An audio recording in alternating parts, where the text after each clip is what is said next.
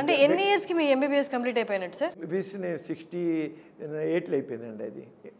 అంటే మీ ఏజ్ ఎంత సార్ అప్పుడు? అప్పుడండి 26, 27 ఉంటుంది అప్పుడు. ఆ ఏజ్లో నాకు ఎంబీబీఎస్ పూర్తి అయిపోయింది. తర్వాత నేను ఇక ఒక 26 ఇయర్స్ 25, 26 ఇయర్స్ ఉంటాయి. తర్వాత 2 ఏళ్ళు ఎక్స్పీరియన్స్ కోసం పనిచేశాను నేను.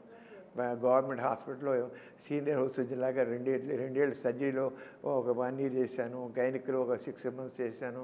అలాగే కొన్ని అలాగే నాకు కావాల్సిన యాంగిల్ ఇంకా నా స్కిల్స్ డెవలప్ చేసుకున్నాను.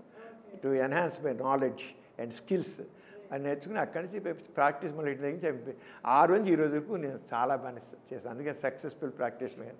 అంటే నాలెడ్జ్ గెయిన్ చేశాను, స్కిల్స్ డెవలప్ చేసుకున్నాను, ఇంకా ఆ రంగం చేసుకుంటూ వచ్చాను అనమాట. Super sir. దాంట్లోనే నాకు చదువుకున్న రోజుల్లోనే ఈ సెక్షువల్ ప్రాబ్లమ్స్ ప్రాక్టీస్ నాకు ఎక్కువ. నేను యూత్ మొదటి నుంచి నేను చాలా ఫ్రెండ్లీగా ఉంటాను యూత్తో. ఈ రోజుకి అలాగే ఉంటాను యూత్లో. అంటే మా యంగ్ ఫ్రెండ్స్ అంటారు వాళ్ళందరూ కూడాను.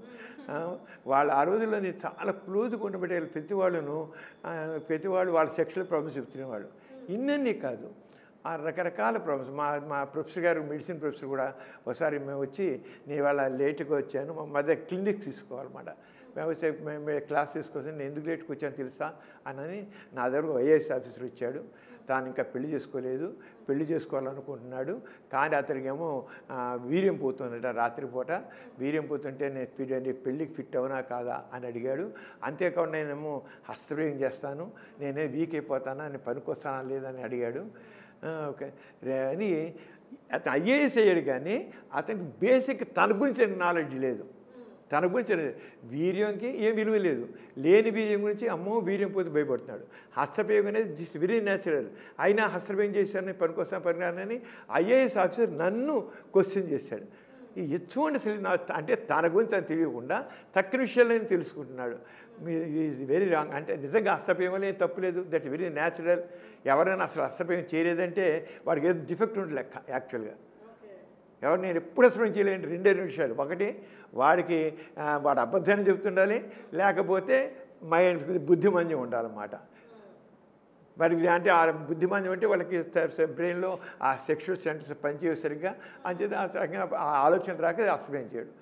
అంతే తప్ప ఇంకేం కాదు. ఎవరు చేయకుండా ఎప్పుడు 10 నెలలకు 2 నెలలకు 6 నెలలకు ఎప్పుడైనా ఉంటారు. అలాగే వీర్యం పోకుండా ఎవ్వరికి ఉండదు. వీర్యం పోతూనే ఉంటుంది, ఏదో రకంగా బయటకు పోతూనే ఉంటుంది.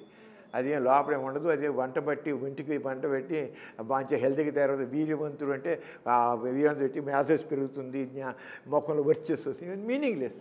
వీర్యానికి ఏమి నోట్లో ఉమ్ముకైనా విలువ ఉంది, కానీ వీర్యంకి ఏమీ విలువ లేదు, ఏం విలువ లేదు. కానీ దాని గురించి ఎంతో ఇదైపోతారు. వీర్యం పోతే నేను వీక్ అయిపోతాను, నేను పనికి రాను అని అనుకుంటారు అన్నమాట. ఆ రోజున ప్రొఫెసర్ గారు ఏమన్నారంటే, నాకు బాగా ఇప్పటికీ అందుకే ఉండాను, నువ్వు ఇలాంటి వాళ్ళు చాలామంది ఉన్నారు అని. మీరు రేపు బయటికి వెళ్ళిన తర్వాత మీరు ఇలాంటి ప్రాబ్లమ్స్ డీల్ చేసే వాళ్ళు ఎడ్యుకేట్ చేయాలి అన్నాడు. ఎడ్యుకేట్ చేయాలి అనేది నా బుర్రలో బాగా పట్టేసింది. నిజంగా నేను ప్రాక్టీస్ పెట్టగానే రోజు ఇక్కడ ఉండే మాకు విజయవాడ నేను ఉండేది కదా, విజయవాడ లయోలా కాలేజీ నుంచి అక్కడి నుంచి సాయంత్రం 4 ఆ కాలేజీ అయిపోగానే వచ్చేవాళ్ళు కుర్రోళ్ళు చాలామంది వచ్చి నాతో మాట్లాడి అందరికీ నా అంగం చిన్నది, నాకు వీరిని పోతుంది, నాకు హస్తవ్యం చేస్తాను, నిద్రలు అయిపోతుంది, ఇలా స్వప్న స్కన్నాలు వస్తాయి, ఇవే ప్రశ్నలు అందరూ వేసేవాళ్ళు. నా ప్రాక్టీస్ అంతా పంపించాను చాలా ఇంపార్టెంట్ అని అనుకున్నాను నేను. వాళ్ళకి అది చెప్తూ వచ్చాను నేను. నాకు ఎందుకంటే మా ప్రొఫెసర్స్ మమ్మల్ని ఎడ్యుకేట్ చేశారు విషయాలు బాగాను, చాలా చేశారు అందరికీ ప్రొఫెసర్స్. తర్వాత ఆ టైంలో 1970లో నేను ప్రాక్టీస్ మొదలెట్టాను.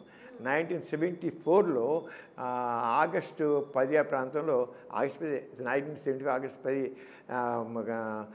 రామోజీరావు ఈనాడు పేపర్ మొదలెట్టారు వైజాగ్లో.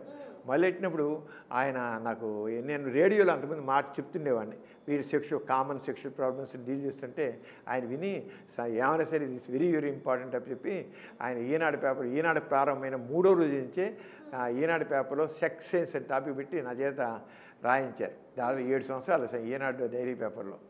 అప్పుడు ఆయన చాలా తిరుగుతాను. డైలీ పేపర్లో సెక్షువల్ ప్రాబ్లమ్స్ డీల్ చేయడం ఏంటి, ఇది బూత్ పేపర్ అన్నారు. మీరు బూత్ అనండి, ఏమండి this is very important I want to deal this subject, ఎందుకంటే చాలామంది జీవితాలు నాశనం అయిపోతున్నాయి అని చెప్పి వాళ్ళు నిలబడి ఆయన అలాగా 7 సంవత్సరాలు దాంట్లో చేసే తర్వాత ఆంధ్రజ్యోతి, స్వాతిలో దాదాపు 8 సంవత్సరాల నుంచి వస్తూనే ఉంది.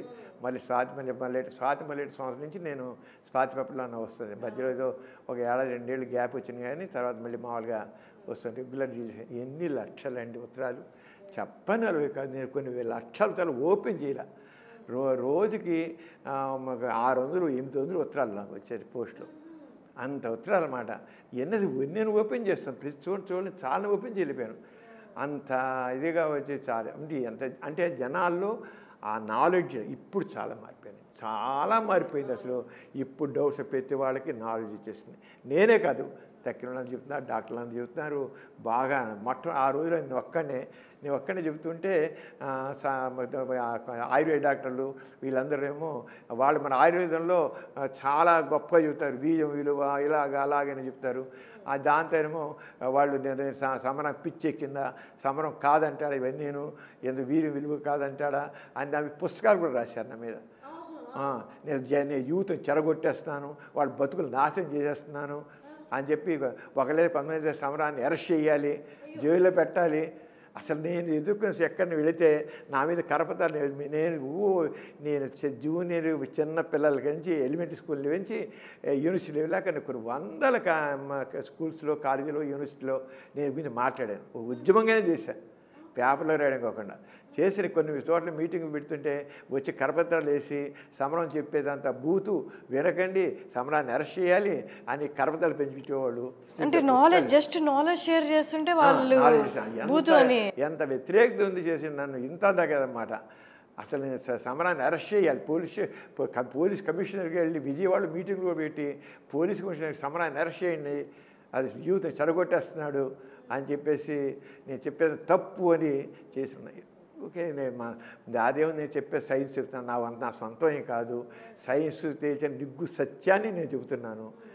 ఇప్పుడు హ్యావ్లీ కిల్స్ కానివ్వండి, మాస్టర్సన్ జాన్సన్స్ గారండి, కిన్సే గారండి, వాళ్ళందరూ దీని గురించి ఎంతో స్టడీ చేసి వాళ్ళ రీసెర్చ్ ఫైండింగ్స్ అన్నీ ఇచ్చారు. అవన్నీ వాటి గురించి నేను చెప్తాను నేను. కానీ ఆ రంగా అలాంటి దాని నుంచి అలా చేసి ఈ రోజున చాలా మార్పు వచ్చాను. Very happy. ఎంత అంటే ఒక మొట్టమొదటి రోజులు మాత్రం చాలా వ్యతిరేకత ఎదుర్కొన్నాను. అంటే అప్పుడున్నటువంటి భావాలకు వ్యతిరేకంగా మాట్లాడాను కనుక వాళ్ళకి తప్పు అనిపించింది.